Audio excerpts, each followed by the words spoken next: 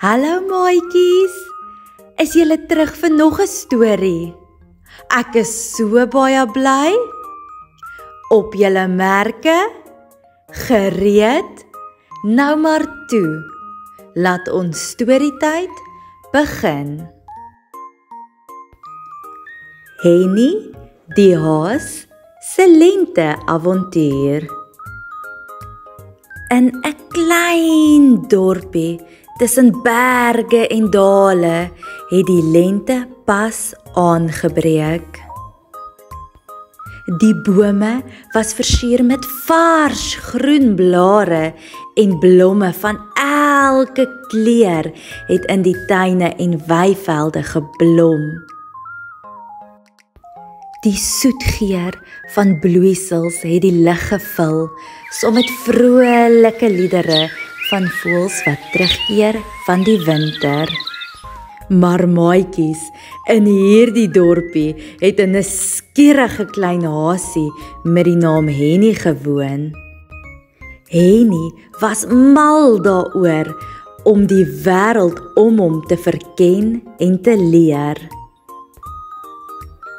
Op een besonder sonnige dag het Benny die eekorinkie na Henny gegaan en hom gevra om saam met hom op 'n avontuur van lente te gaan. Henny se oë blink van opgewondenheid. Dit klink ongelooflik. Kom ons vind meer uit oor die wonders van lente.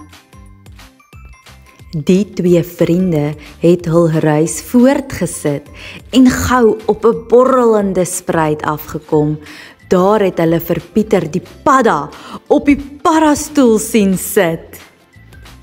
"O, hallo Pieter, kan jy vir ons iets spesiaals oor die lente vertel?" "Maar natuurlik," kwak Pieter die padda. "Lente is die tyd wanneer baie diere soos ek uit winterslaap kom. Die warmer weer maak dit vir ons makliker om kos te kry en die sonskyn te geniet." Met nog 'n bietjie nuuskierigheid besluit Henny en Benny om nog 'n bietjie te gaan soek vir nog 'n diertjie in die tuin. En daar in die verte sien hulle vir Saartjie die skoenlapper. En toe, volgende, besoek hulle vir Saartjie die skoenlapper met haar pragtige 4 vlerke. "Saartjie, wat is vir jou spesiaal van lente?" vra Benny die eetkorinkie hierdie keer. Baie opgewonde antwoord Saartjie. "Lente beteken daar is baie blomme vir my om te besoek. Ek help hulle om te bestuif wat belangrik is vir plante om vrugte en sade te produseer."